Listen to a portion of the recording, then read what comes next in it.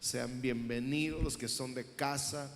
Siempre nos da mucha alegría verles, y también los que nos ven mediante la transmisión, nos da alegría verles. Les recuerdo, los niños de 6 hacia 12 ya están en iglesia para niños. Los de 12 a 15 están acá en el salón para adolescentes. Acá en la sala de juntas de 12 a 15 están los adolescentes, y de 5 hacia abajo, si tiene un niño, hay un cunero para él. Hay clases para ellos, hay jueguitos para ellos, para que usted pueda disfrutar a gusto la palabra del Señor. Tome su lugar, y mientras usted toma su lugar,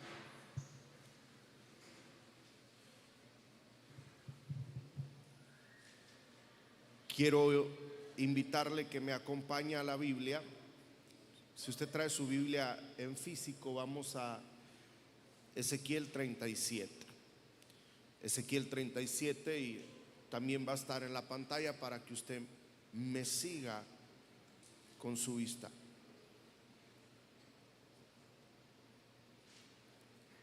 Ezequiel es un profeta. Ezequiel venía de una línea sacerdotal, los sacerdotes que hacían toda actividad sacerdotal, religiosa, espiritual en el templo. Pero Ezequiel es exiliado junto con unos israelíes y está en Babilonia, y en Babilonia Dios lo llama para que ejerza su ministerio de profeta. Y el pueblo está en el exilio, pero Ezequiel también está en el exilio. Y Dios le dice al pueblo por qué está en el exilio: por causa de su pecado, de su rebeldía, de su desobediencia, por causa de su idolatría. Y Dios les dice que los va a castigar y que por eso están ahí. Pero luego, más adelante, el Señor les dice que también los va a restaurar y también los va a levantar. Y ahí es donde nos encontramos. Ezequiel 37. Los primeros versículos del 1 al 14 hablan del valle de los huesos secos, que representa a Israel y cómo Dios restaura a Israel. Pero los versos 15 al 28 nos hablan de la unidad de Israel, de la unidad del pueblo del Señor. Y dice el verso 15: vino a mí palabra de Jehová diciendo: hijo de hombre, toma ahora un palo y escribe en él para Judá y para los hijos de Israel sus compañeros. Toma después otro palo y escribe en él para José, palo de Efraín, y para toda la casa de Israel y sus compañeros.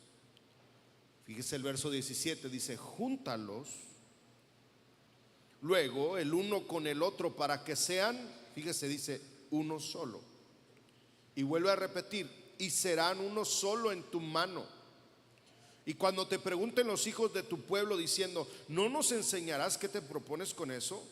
Diles: así ha dicho Jehová el Señor: he aquí yo tomo el palo de José que está en la mano de Efraín, y a las tribus de Israel sus compañeros, y los pondré con el palo de Judá, y los haré un solo palo, y serán uno solo en mi mano. Y los palos sobre los que escribas estarán en tu mano delante de sus ojos, y les dirás: así ha dicho Jehová el Señor: he aquí yo tomo a los hijos de Israel de entre las naciones a las cuales fueron, y los recogeré de todas partes, y los traeré a su tierra. Verso 22: y los haré una nación en la tierra, en los montes de Israel, y un rey será a todos ellos por rey. Y nunca más serán dos naciones, ni nunca más serán divididos en dos reinos, ni se contaminarán ya más con sus ídolos, con sus abominaciones y con todas sus rebeliones. Y los salvaré de todas sus rebeliones con las cuales pecaron, y los limpiaré, y me serán por pueblo, y yo seré a ellos por Dios. Y dice el verso 24: mi siervo David será rey sobre ellos, y todos ellos tendrán un solo pastor, y andarán en mis preceptos, y mis estatutos guardarán, y los pondrán por obra. Y me brinco hasta el verso 26: y haré con ellos pacto de paz, pacto perpetuo será con ellos, y los estableceré y los multiplicaré, y pondré mi santuario entre ellos para siempre. Estará en medio de ellos mi tabernáculo, y seré a ellos por Dios, y ellos me serán por pueblo. Y sabrán las naciones que yo Jehová santifico a Israel, estando mi santuario en medio de ellos. Que el Señor añada salud y bendición a su palabra. He titulado el mensaje de hoy, uno solo. ¿Cuántos? Uno solo. Obviamente este mensaje, esta escritura hace referencia a la unidad, nos hace un llamado a la unidad, nos llama a ser uno solo, sobre todo en Cristo. Pero en general este pasaje habla sobre la unidad. ¿Qué está sucediendo aquí? ¿Por qué Ezequiel está haciendo esto?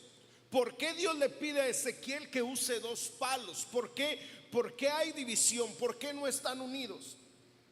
Si usted sigue el orden de Dios, primero Saúl fue rey, luego después de Saúl David fue rey, y luego después de David fue rey su hijo Salomón. Salomón llevó al pueblo a la idolatría, y Salomón muere y queda su hijo Roboam como rey.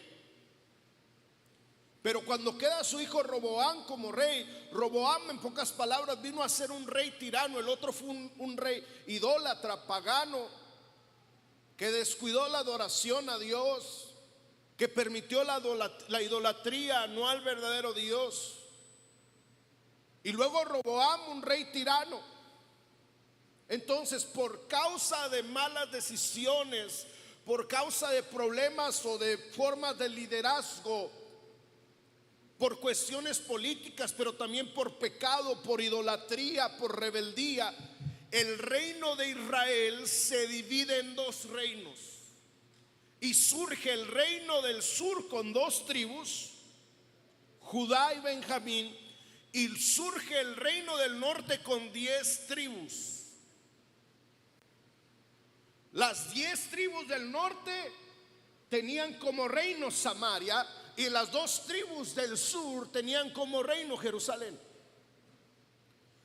Pero se dividieron y siguieron en su pecado, y por causa de su pecado el reino del norte es destruido por los asirios, y el reino del sur es exiliado a Babilonia.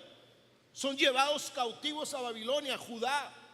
Y es ahí donde está Ezequiel, y es ahí donde se posiciona esta escena, es ahí donde está posicionado Ezequiel, en el exilio babilonio.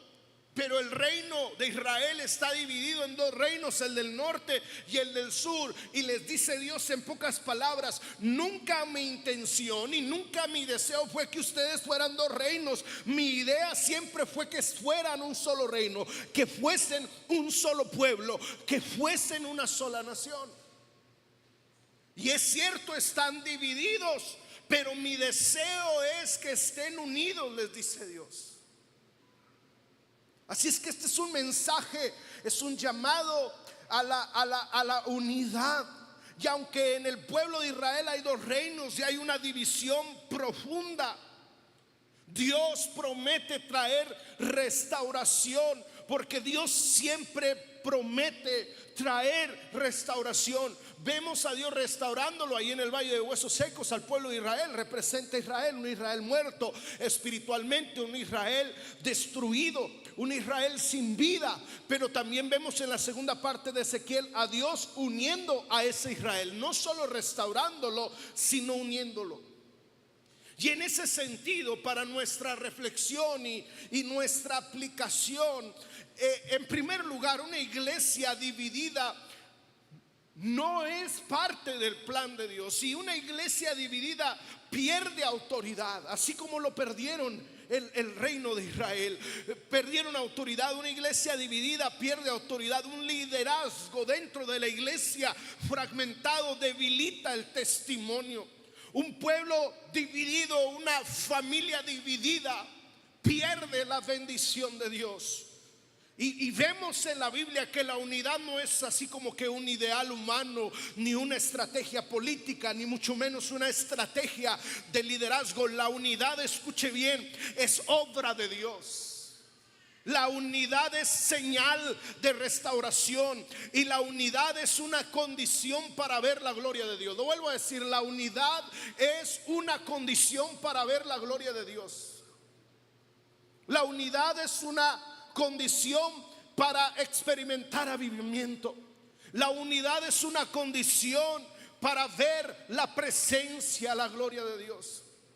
Y si no me cree, analicemos lo que dice el Salmo 133. El Salmo 133 dice: mirad cuán bueno y cuán delicioso es habitar los hermanos juntos en armonía. Y dice que cuando estamos juntos en armonía, el buen óleo comienza a descender. Y fíjese, el óleo es aceite, es ungüento sanador, pero el aceite es símbolo del Espíritu Santo. Y dice que ese aceite comienza a descender por la barba de Aarón, corre por sus vestiduras hasta la parte de abajo. Y dice, y es ahí en esa condición que Dios envía bendición y vida eterna. Entonces, ¿qué me está diciendo? Que una familia dividida no puede tener la bendición de Dios. Que una iglesia dividida, en una iglesia dividida no está la gloria de Dios, no fluye la unción de Dios, no fluye el poder de Dios. En un ministerio dividido, en una casa dividida, no fluye el poder de Dios. Si queremos experimentar un avivamiento, si queremos tener la bendición de Dios en nuestras casas, hogares, matrimonios, en el ministerio que lideramos, si queremos ver la bendición de Dios como iglesia, como un solo cuerpo, necesitamos estar unidos. Entonces, este mensaje de parte de Dios al pueblo de Israel es un mensaje, es un llamado a la unidad, pero también tiene aplicación para nosotros y debe de llevarnos a la reflexión. Y el profeta nos enseña que la verdadera restauración conduce a una unidad. Lo vuelvo a decir, la verdadera restauración conduce a una unidad, y que esta unidad solamente se alcanza bajo el reinado de Dios, bajo el pacto de Dios, bajo la mano poderosa de Dios. Y a veces hay divisiones en nuestras familias, en los ministerios. A veces hay divisiones en el pueblo de Dios. Y la división, escuche bien, la vemos en la Biblia. Y no solo ha sido un problema histórico y político, a veces puede ser una herencia espiritual. Porque como padres podemos heredarle división a nuestros hijos. Porque papá y mi tío o mi tía no se hablan, están peleados, y entonces a mis hijos les heredo estar peleados con sus primos. Incluso como iglesia podemos tener división con otras iglesias y heredarle ese problema a las nuevas generaciones, ese problema divisivo. Y cuidado, porque es un peligro. En la división no está la bendición de Dios, lo vuelvo a decir. En la división no está Dios, no está la bendición de Dios. Y hoy es urgente entender el plan divino de Dios. El plan divino de Dios es la unidad, porque solo así, unidos, podremos reflejar la gloria de Dios. Porque solamente unidos podremos cumplir con el compromiso, con el propósito de Dios para nosotros. Yo quiero que brevemente hoy consideremos tres realidades fundamentales del plan de Dios con respecto a la unidad para su pueblo. El primero, un solo pueblo en las manos de Dios.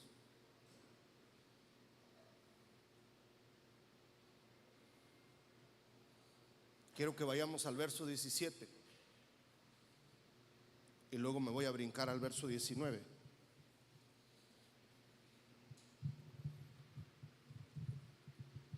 Dice el verso 17. Voy a pedir al hermano Daniel, venga para acá. Lo voy a usar voluntariamente a fuerza. Venga. Tome uno en cada mano. Uno en cada mano. Y ahorita con este lo vamos a. No se preocupe si se cae, si se deshace. Es una ilustración. Voltea hacia allá enfrente, por favor. Dice Dios a Ezequiel. Supongamos que es Ezequiel. Se llama Daniel, es otro profeta, pero por ahora es Ezequiel. Le dice: toma un palo en cada mano. Uno representa a la tribu de Judá, ¿sí? Y de Benjamín.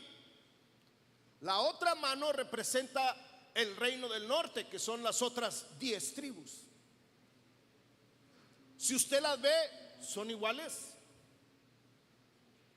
¿Son iguales? ¿Tienen la misma altura? ¿La misma forma? No. ¿El mismo grosor? No. Sin embargo, las dos son madera o palo o vara o como le quiera llamar. Y le dice Dios: vas a juntarlas, júntelas así en una mano, y para que no se le deshaga, échele ahí el nudo así del cochinito, del marrano. Eso es lo que Dios está haciendo. Eso es lo que el profeta está haciendo. Y le está diciendo: esto es lo que va a pasar con los dos reinos. Esto es lo que va a pasar con las 12 tribus, con las 10 de un reino y con las otras 2 del otro reino. Y lo vas a tomar y te van a preguntar: ¿qué significa esto? Y lo que significa es que yo quiero, levante lo que sean uno en mi mano. Ahora note bien, es Ezequiel el que está haciendo este acto, esta escenografía, este acto pedagógico, esta ilustración pedagógica. Pero es Dios el que está hablando, y es Dios el que le está diciendo a Ezequiel: voy a ser yo, y va a ser la mano de Dios la que va a unir a Israel. Seré yo, dice Dios, será mi mano la que va a hacer que dos palos sean un palo. Ahora, literalmente hablando, aquí hay dos, pero están unidos. Y dice Dios: serán uno en mi mano. Muchas gracias, hermano Daniel. Y yo hago esta escenificación para que usted vea cómo se ve un palo o dos palos que se convierten en uno en la mano de Dios. El punto, el mensaje es que no lo voy a hacer yo. El punto, el mensaje es que no va a ser en mis fuerzas. El punto es que no es humanamente, porque humanamente hablando siempre vamos a tener diferencias. Humanamente hablando siempre vamos a tener diferentes maneras de pensar. Humanamente hablando somos de personalidades diferentes, carácter diferente, tenemos diferentes ideas, diferentes perspectivas. Y solo Dios puede unir dos palos diferentes. Solo Dios puede unir dos varas diferentes. Y dice Dios: y serán uno solo en mi mano. Es interesante ver que cuando Dios habla del matrimonio, dice: dejará el hombre a su padre y a su madre, y se unirá a una mujer, y serán una sola carne. Un hombre y una mujer serán una sola carne. A lo largo y ancho de la Biblia vemos el anhelo, el deseo de Dios, el propósito de Dios, de la unión, de la unidad. Y la idea de Dios es que seamos uno en el matrimonio. La idea de Dios es que seamos uno en la familia. La idea de Dios es que seamos un solo cuerpo como iglesia. Dios no quiere que las familias estén divididas. Mucho menos quiere Dios que su iglesia esté dividida. Pero es importante entender que la unidad que desea Dios no se logra por fuerza humana. Dios dice: yo lo voy a hacer, yo los voy a unir. Y la unión no es política, la unión no es solo histórica, la unión es espiritual. ¿Y por qué es espiritual? Porque fueron divididos por el pecado de la rebelión, el pecado de la idolatría, el pecado de la desobediencia. Los dividió, pero Dios dice: lo que el pecado dividió, ahora yo lo voy a unir. Y por eso le digo que la unidad es espiritual. Y a veces enfrentamos divisiones en la iglesia, personales, generacionales, pero Dios no quiere un pueblo dividido. Dios quiere un solo pueblo en su mano. Dios no quiere palos sueltos ni varas sueltas. Dios quiere un pueblo en su mano. Pero la pregunta es: ¿estoy dispuesto a ser un palo en la mano de Dios? Esa es la pregunta. Porque humanamente no voy a decir, no, es que él me ofendió, no, es que él me insultó, no, es que ella me lastimó, no, es que ella habló mal de mí, no, es que me criticó, es que me señaló, es que se burló, es que dijo cuantas cosas de mí, es que me hizo tanto daño, es que pastor usted no sabe, fueron injustos conmigo, es que pastor usted no tiene la más mínima idea de cuánto problema me ha causado y cuánto me ha hecho. No, no tengo la idea, pero sí sé de lo que estás hablando. Tal vez no tengo la idea de todo lo que has pasado, pero sí sé lo que es sufrir persecución, sí sé lo que es sufrir crítica, sí sé lo que es sufrir desprecio, sí sé lo que es la división y también sé lo que es la unidad. También como pastor me han herido, me han ofendido otros pastores, otros líderes. Y con la ayuda de Dios he aprendido a perdonar y a dejarme ser uno en la mano de Dios. El deseo de Dios no es que estemos divididos, sino que estemos unidos. Y lo vuelvo a decir, en la unidad de la que estamos hablando sucede por la fuerza de Dios, bajo la mano poderosa de Dios, no en mi humanidad, porque ya lo dijimos, en mi humanidad yo siempre voy a tener una excusa y un pretexto para estar dividido. Pero es cuando yo digo, está bien, Señor, voy a rendir mi orgullo, mi ego, mi vanidad, y voy a dejar que tú unas mi matrimonio, voy a dejar que tú unas mi familia. Yo voy a poner de mi parte, yo voy a dejar que tú unas ese ministerio, el que estoy liderando. Yo no voy a hacer causa de división en el ministerio al cual me he integrado, sino que voy a ser de unidad para ese ministerio.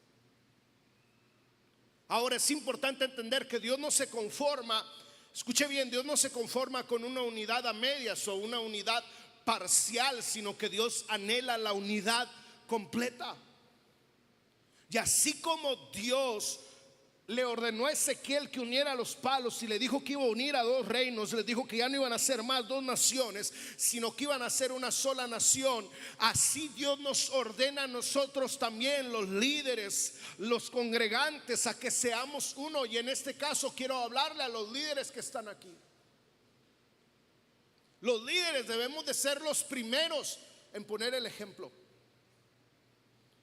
Cuando hablo de poner el ejemplo, si un miembro de mi equipo me ofende, debo de ser el primero en perdonar.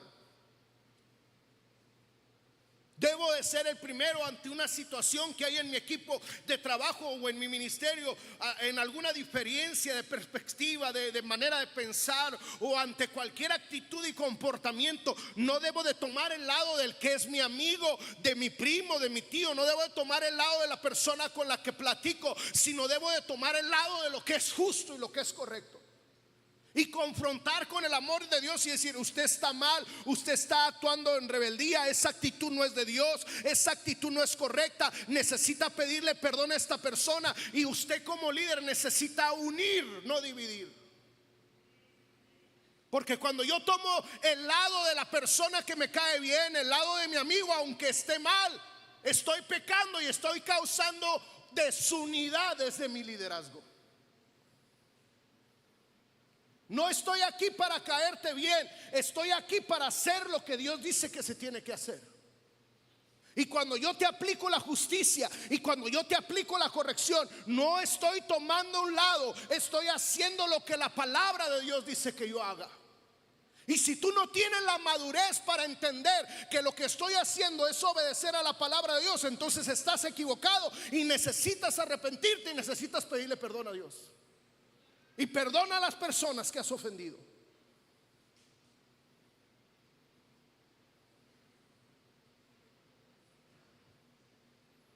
Necesito dejarme de mis cosas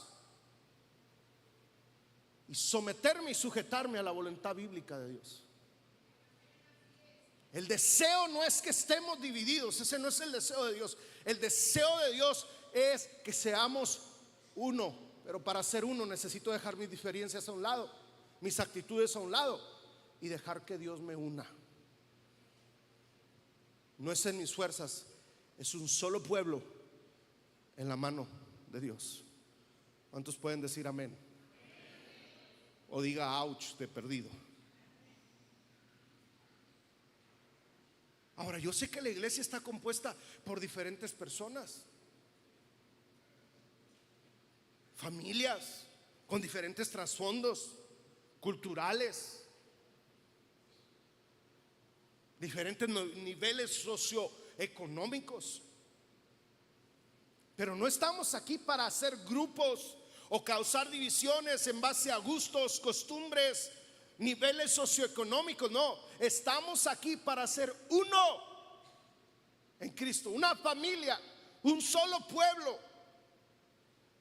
Ahora, yo sé que como familias a veces hay divisiones familiares, pero Dios unió a esta familia de Israel, las une a Judá, a Israel, que están divididos. Y así también Dios puede restaurar tu matrimonio, así también Dios puede restaurar tu relación con tus hermanos, así también Dios puede restaurar su iglesia, así también Dios puede restaurar esa relación laboral. Dios no le gusta la división, a Dios le gusta la unidad, y para Dios no es ningún problema unirnos. Él tiene poder, Él tiene autoridad, pero yo necesito someterme a la autoridad de Cristo, dejar mi orgullo a un lado, mi pecado a un lado, y dejar que Cristo haga en mi vida y con su iglesia y su familia lo que Él quiere hacer.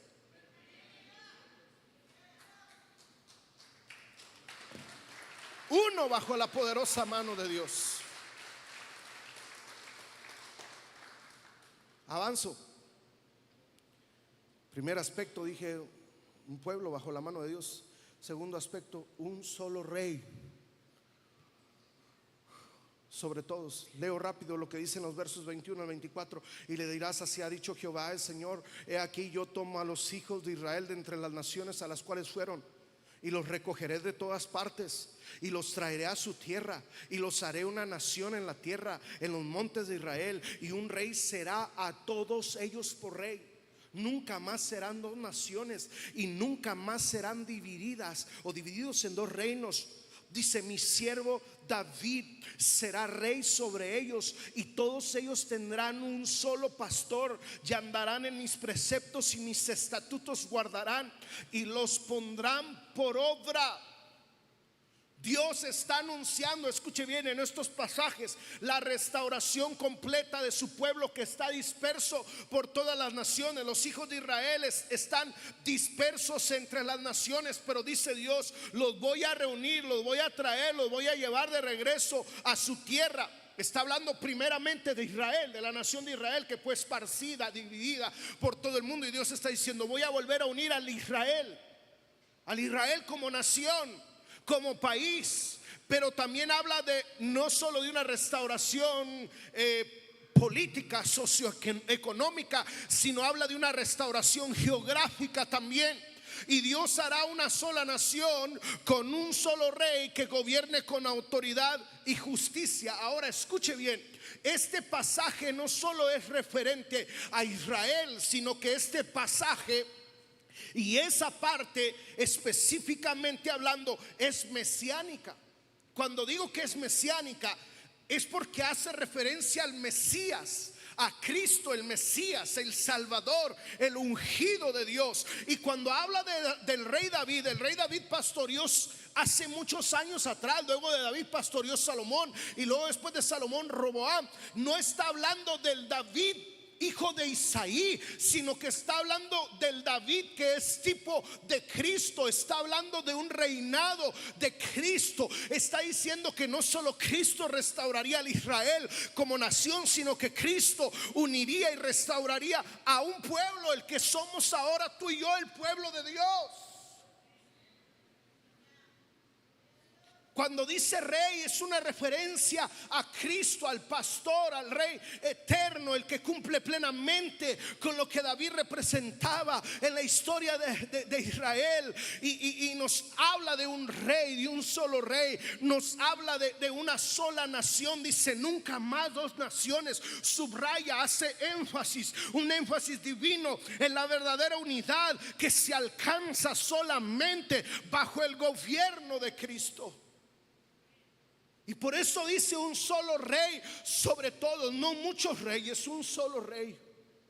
No es producto de política, no es producto de alianzas humanas, sino del reinado perfecto y soberano de Cristo. Él es el Rey de reyes y Señor de señores, dice la Biblia. Él es el pastor de pastores. Él es el que cumple plenamente lo que David representaba en la historia de Israel. Es Cristo. Y aunque la Biblia dice, les daré pastores, hablando de nosotros como pastores, para que apacenten a mi pueblo, para que guíen a mi pueblo. Aunque yo soy pastor de la iglesia, aunque tengo autoridad delegada de parte de Dios, yo también como pastor tengo que sujetarme y someterme a la autoridad de Cristo. Yo no puedo pastorear por gusto personal. Yo tengo que pastorear con principios bíblicos. Yo en la iglesia no debo hacer o no puedo hacer lo que me da la regalada gana. Yo tengo que hacer lo que dice la palabra de Dios. Y mi liderazgo está sujeto a la autoridad de Cristo. Mi vida está en sumisión a Cristo. Y todo líder de esta iglesia necesita estar sometido a Cristo. Y todo miembro de esta iglesia necesita estar sometido a Cristo.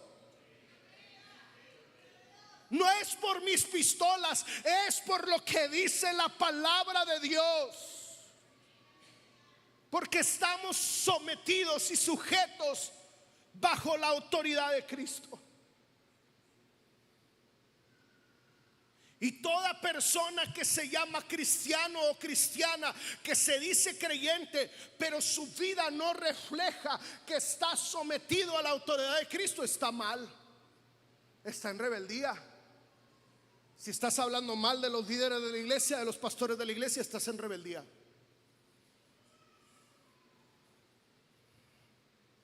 Si estás en un ministerio, pero te sientes superpoderosa y superpoderosa, y el líder del ministerio te da una instrucción y tú dices, no, yo a quien me tengo que sujetar a Cristo, estás fuera de orden. Si te dan una instrucción y dices, yo lo mío y tú lo tuyo, estás fuera de orden. No te estás sometiendo a la autoridad y dices, no, es que yo a quien tengo que obedecer es a Cristo, no a ti. Pues que no se te olvide que la Biblia dice que Él es el que pone y quita reyes. Toda autoridad allá afuera, ya sea nacional, ya sea internacional, ha sido puesta por Dios. Y de la misma manera toda autoridad espiritual en la iglesia ha sido puesta por Dios.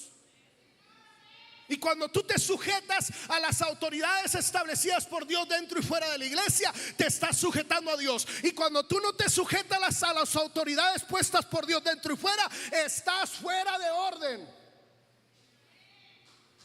Y no puedes decir, yo a quien me tengo que sujetar es a Dios, porque estás fuera de orden. No es el orden bíblico. Tengo que sujetarme a la autoridad de Dios. Y cuando me sujeto a la autoridad de Dios, respeto a los líderes que Dios ha puesto delante de mí. Y en ese sentido, en esa línea hacia abajo, respeto al líder que el pastor puso al frente de ese ministerio. Y respeto al jefe en el trabajo, a mi gerente en el trabajo, a mi supervisor en el trabajo. Yo no sé a quién le estoy hablando. Se me olvidó decirle que trajera casco, Pero toda persona, aún los pastores, desde la jerarquía más alta hasta la más baja, necesitamos estar sujetos a la autoridad de Cristo. Y toda persona que no se sujeta a la autoridad de Cristo está fuera de orden y pisotea el nombre de Cristo y pisotea el nombre de los cristianos. Ahora lo vuelvo a decir, es que no es en mi fuerza. ¿Sabe dónde está el problema? Que todo lo queremos hacer a nuestra manera, que es en base a mi ego, en base a mi orgullo, en base a mi soberbia. Es que yo sé más que tú, es que yo tengo más años de cristiano, es que yo fui ya bautizado por el Espíritu Santo, es que a mí Dios me llamó, es que ¿qué me vas a decir tú a mí de la Biblia? Es que ¿qué me vas a decir tú a mí de ser cristiano? Es que ¿qué me vas a decir tú a mí de ser líder? Es que ¿qué me vas a decir tú a mí de aquello, de otro? Y ahí nos gana la carne, porque entonces se vuelve una lucha de egos. A ver quién tiene más, a ver quién sabe más. No. Si conocimiento presumo, mi conocimiento necesita estar ligado aquí, a este libro. Aquí, a este libro. ¿Qué dice la Biblia? Debo perdonar, debo amar, debo sobrellevar, debo sujetarme. Eso es lo que dice la Biblia. Debo de respetar, debo de honrar. Eso es lo que dice la Biblia. Es en el poder del Señor. Y es bajo la mano de Dios. Pero en segundo lugar, es sujetándome al reinado y a la autoridad de Cristo. Es diciéndole: yo no puedo, pero tú sí puedes. Me someto, me sujeto a tu autoridad. Me someto, me sujeto al orden bíblico.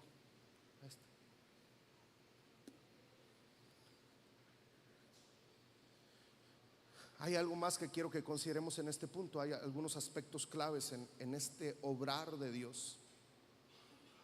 El pasaje, los versos 21 al 24, hay varios verbos de acción ahí. Dice: tomaré, reuniré, traeré, haré. Es Dios hablando. Y cuando Dios habla de tomar, habla de que Él nos ha elegido. Es una elección divina, y que es Dios quien busca, y es Dios quien llama a su pueblo, y es Dios en este sentido quien busca la unidad en su pueblo, y es Dios quien nos toma para unirnos a su pueblo. Dice: reuniré, habla de una restauración colectiva. Es Dios el que reúne, es Dios el que trae, es Dios el que reúne a los que están dispersos, es Dios el que reúne a los que están divididos. Y luego dice: traeré, habla de primero regresar a su pueblo a la tierra prometida.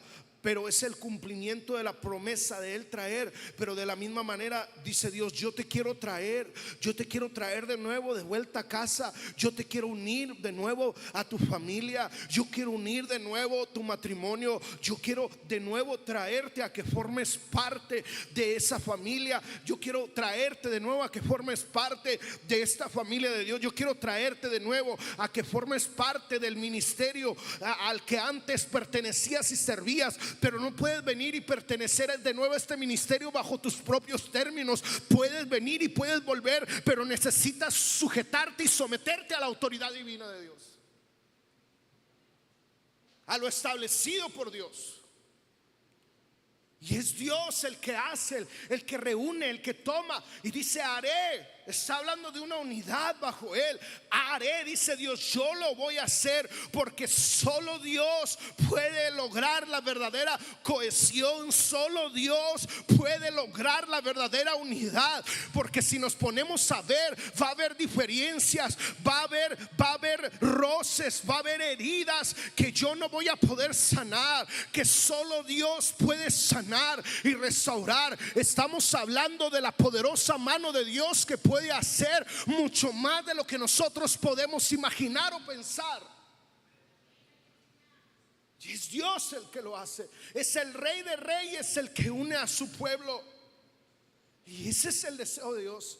Fíjese lo que dice Juan 10:16.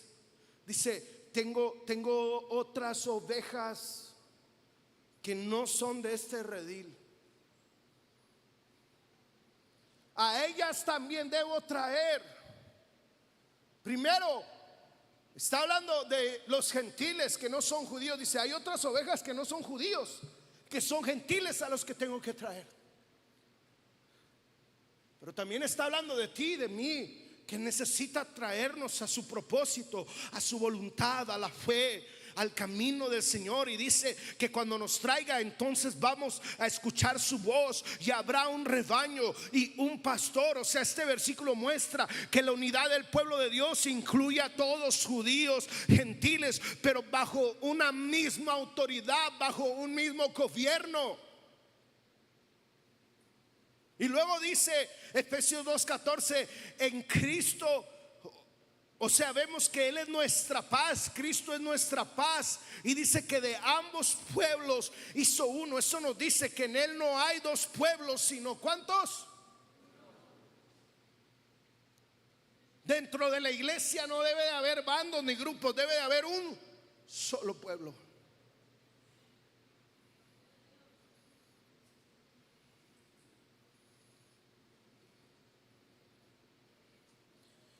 Humanamente hablando es difícil, pero Dios puede reunir lo que la vida dispersó. Dios puede volver a unir tu matrimonio. Dios puede volver a restaurar tu matrimonio quebrado. Dios puede volver a unir a las familias que están separadas. Dios puede restaurar a su iglesia dividida. Dios puede restaurar los corazones que están partidos y quebrados porque la vida les ha pegado duro, porque la vida les ha dado fuerte y recio. Dios puede restaurar lo roto, lo quebrado y lo dividido y disperso. Dios lo puede traer, Dios lo puede unir, Dios lo puede volver a ser uno solo. Dios puede unir dos palos y hacerlos uno solo. Dios puede unir, y lo que Dios une no lo puede separar el hombre. Es Dios, es bajo su gobierno, es bajo su reinado. Y la pregunta es, para ti que estás aquí y para mí también, ¿estoy sujeto a la autoridad de Cristo? ¿Estoy sujeto al gobierno de Cristo? O sea, ¿es Cristo gobernando mis acciones? Cuando yo tengo una actitud, ¿es Cristo en mí o es mi carne?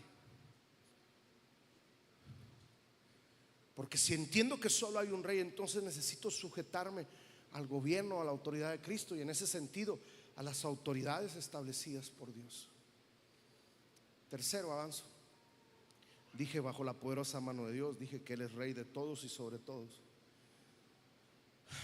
Pero el tercer aspecto que yo encuentro en este pasaje, y créame que estos mensajes a veces son difíciles para predicar, y ahí está mi esposa de testiga que yo no quería predicar esto hoy. Aquí está de testiga. Me cuesta trabajo porque sé que piso callos, sé que les cae el saco, sé que sienten las pedradas. Pero no crea que agarré una piedra y le puse nombre y dije, esta va para ti. No es así. Batallé, sufrí, le dije a Dios que no quería hablar de esto. Empecé a hacer otros 2 mensajes para predicar. Anoche me acosté de noche porque estaba tratando de hacer otro mensaje. En la mañana me levanté y estaba tratando de hacer otro mensaje, pero este lo tenía hecho. Y Dios no me dejó. O sea que Dios me llevó a predicar esto. Y dice el verso 26: y haré con ellos pacto de paz. Pacto perpetuo será con ellos, y los estableceré y los multiplicaré, y pondré mi santuario entre ellos para siempre. Estará en medio de ellos mi tabernáculo, y seré a ellos por Dios, y ellos me serán por pueblo. Está hablando también de nosotros.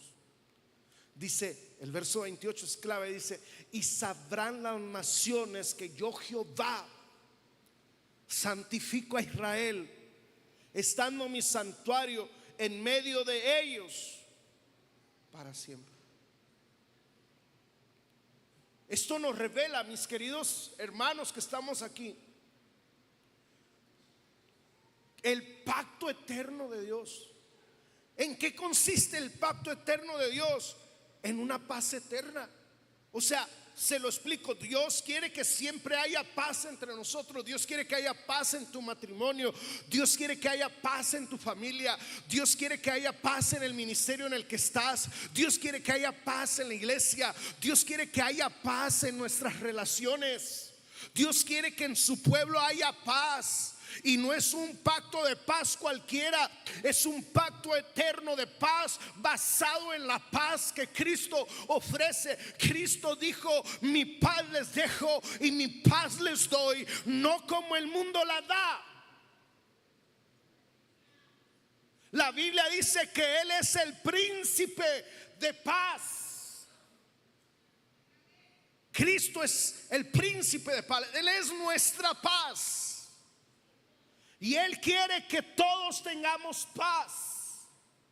Pero para que haya paz, necesito entender que necesito someterme a la autoridad de Dios y al pacto de paz. Es decir, que Dios no quiere que estemos divididos, que Dios no quiere que nos peleemos, que Dios no quiere que su iglesia, que los ministerios estén divididos, que Dios no quiere que las familias estén divididas, sino Dios quiere que entre nosotros haya unidad y haya paz.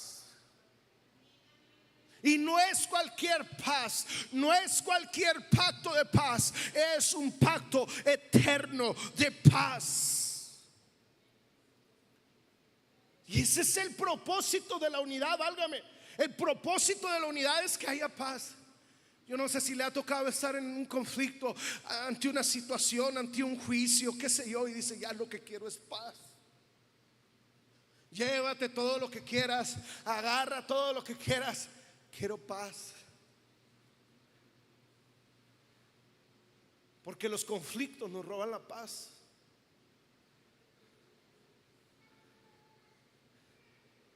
Pero cuando yo hago mi parte y perdono y acepto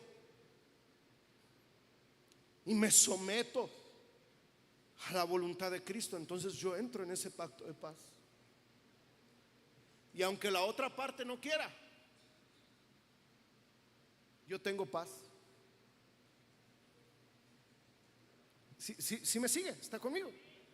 Yo tengo paz porque yo estoy haciendo lo que dice la otra. La otra parte no va a poder dormir, se le va a ir el sueño, se va a comer las uñas y hasta la cutícula,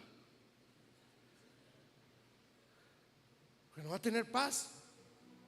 Pero tú te sometiste, tú vas a tener paz. Porque sí, no siempre todo se va a solucionar. No, yo no quiero prometerle ni decirle algo que no. Hay veces que la otra parte no quiere tener paz, pero tú tienes paz. El propósito final de Dios es que todos entremos en ese pacto eterno de paz. Ahora, escúcheme bien lo que le voy a decir. Esto es importante. Si me ayudan con la otra imagen, la unidad no es solo relacional, sino que es espiritual y eterna. ¿Por qué es espiritual? Porque cuando hay odio, rencor en mi vida, orgullo en mi vida, ¿es de Dios o es del enemigo? ¿De quién es? Entonces se vuelve espiritual. ¿Me está siguiendo? Y por eso yo en lo personal relaciono la ansiedad y la depresión con algo espiritual. No estoy diciendo que es el diablo, pero tiene un trasfondo espiritual. ¿Por qué? Porque si yo tengo odio, orgullo, pecado, rencor, rebeldía, desobediencia, no voy a estar tranquilo, no voy a tener paz. ¿Y qué va a haber? Ansiedad, desesperación, angustia. La unidad es espiritual, no es un acto político. No es una alianza simbólica. La unidad es espiritual, pero también es eterna, porque Él habla de para siempre. Cristo habla de un pacto eterno de paz. Y en ese sentido, cuando yo entiendo y me someto al plan de Dios de la unidad, y perdono y acepto y sobrellevo y amo a pesar de que, y oro por la persona que me hirió, yo acepto a Cristo como Rey. Entro en ese pacto de paz. No sé si me estoy explicando. Y entonces se cumple la palabra, dice el Señor: serán mi pueblo, serán mis hijos. Esto me habla de pertenencia, pero a la vez de permanencia. Cuando yo perdono, yo pertenezco a la familia de Dios. Cuando yo acepto, yo pertenezco a la familia de Dios. En cambio, cuando yo no acepto y critico y señalo y persigo y murmuro y me rebelo, aunque esté dentro, no pertenezco a la familia. Llevo el nombre,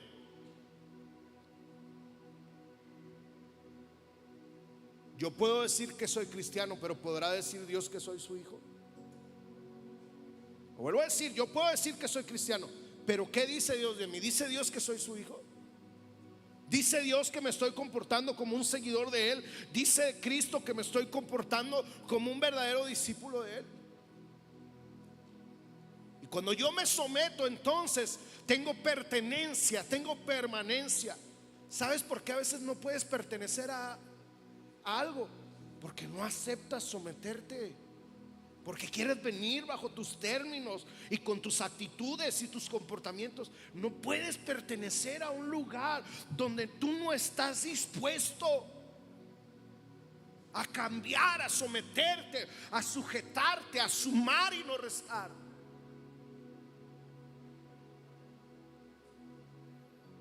Pero en segundo lugar, en ese sentido, dice: mi santuario estará entre ellos. Habla de la presencia de Dios. Estar entre nosotros habla de la presencia de Dios. Estar en mi vida habla del Espíritu Santo, estar conmigo. Sin embargo, la Biblia dice que con mis actitudes y acciones yo puedo contristar al Espíritu Santo. Y por eso hay gente que no siente la paz de Dios.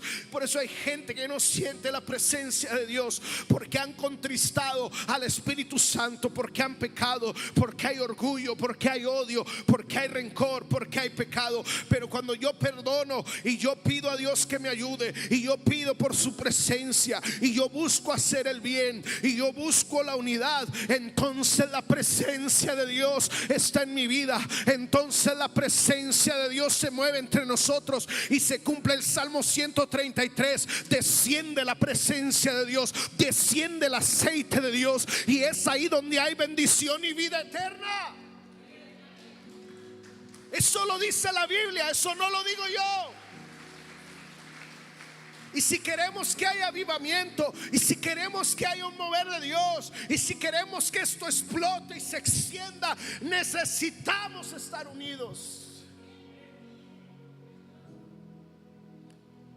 Pero tercero y más impactante, la Biblia dice en el verso 28 de Ezequiel 37, dice: y las naciones sabrán que yo soy el Señor. Fíjese, y las naciones sabrán que yo soy el Señor. O sea, que cuando yo muestro unidad y un buen comportamiento, cuando yo practico la unidad, cuando yo practico el perdón, cuando yo practico la aceptación con gracia, con misericordia, cuando yo aprendo a sobrellevarme, yo estoy en búsqueda de la unidad. Y cuando yo practico la unidad, entonces la gente dice: ese es de Dios.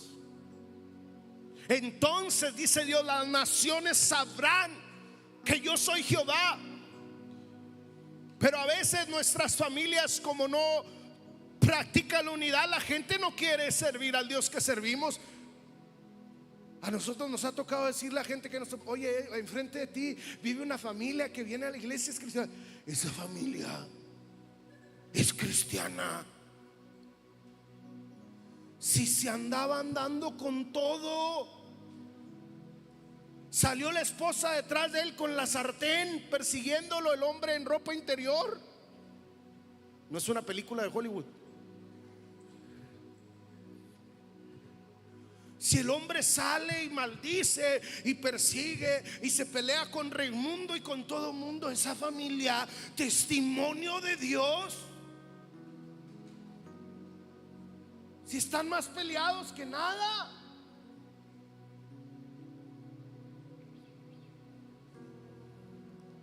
Entonces la unidad es un símbolo de testimonio.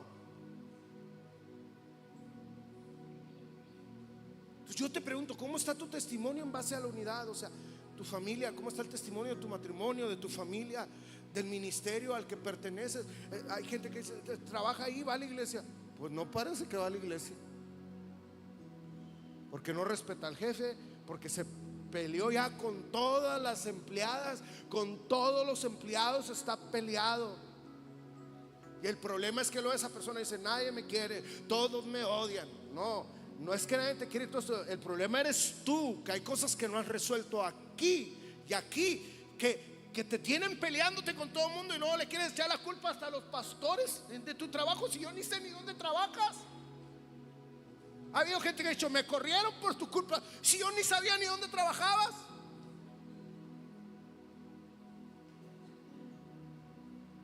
Hasta yo la llevo.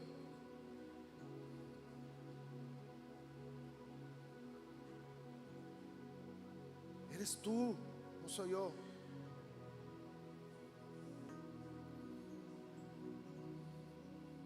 Hay gente que todo lo malo que le pasa le echa la culpa al pastor. Nadie los quiere, todos los odian por culpa del pastor.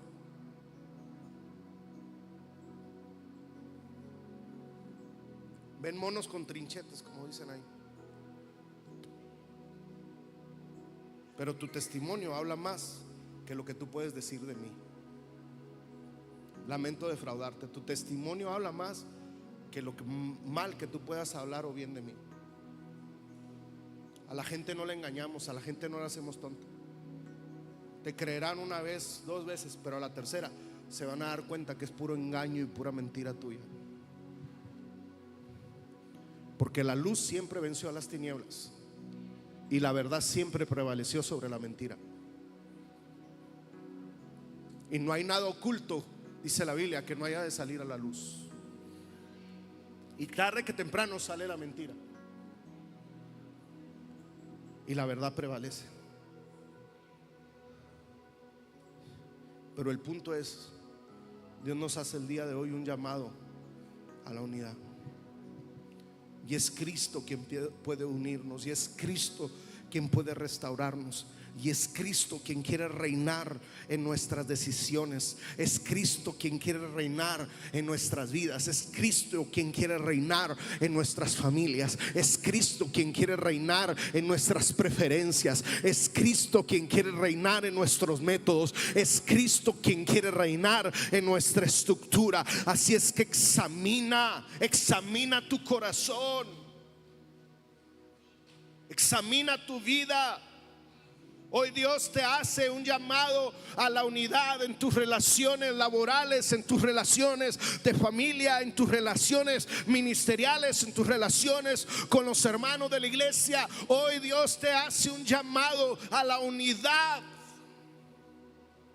Y necesitamos, ahí habla de ídolos, necesitamos dejar todo ídolo a un lado, de orgullo, de odio, de rencor, de vanagloria, de soberbia, y en humildad someternos a la palabra y a la autoridad de Cristo. Hoy Dios nos hace un llamado a la unidad. Él puede restaurar lo que está roto, Él puede unir lo que está fragmentado, Él puede hacerlo. Su mano tiene poder, su nombre tiene poder. Él puede hacer un milagro sobrenatural, pero necesito dejarme que lo haga. Y serán un solo pueblo, una sola iglesia, con un mismo propósito, con un mismo objetivo, bajo una misma visión. Ponte de pie en esta hora, por favor.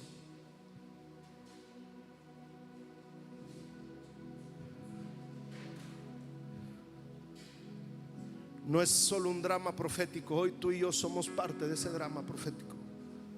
Hoy tú y yo somos estas varas a las que Dios quiere unir.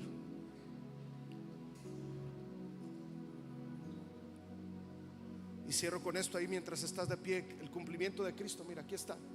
Lucas 1:33 dice: y reinará sobre la casa de Jacob para siempre, y su reino no tendrá fin.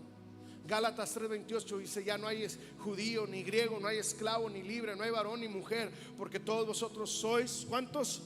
uno en Cristo. Hebreos 8:6. Pero ahora tanto mejor ministerio es el suyo, cuanto es mediador de un mejor pacto. Estamos hablando del pacto de paz, establecido sobre mejores promesas. Y Efesios 2:14 dice: porque Él es nuestra paz, que de ambos pueblos hizo uno, derribando la pared intermedia de separación. Él es el que derriba toda separación. Él es el que une. Él es nuestra paz. Él es el príncipe de paz. Él es el que nos une. Un solo rey, un solo pacto, un solo pueblo. ¿Lo puede decir conmigo? 1, 2, 3. Un solo rey, un solo pacto, un solo pueblo. Le digo algo ya para que sonría. Esta semana me reía porque alguien subió en su Facebook una meme muy chistosa, muy botana,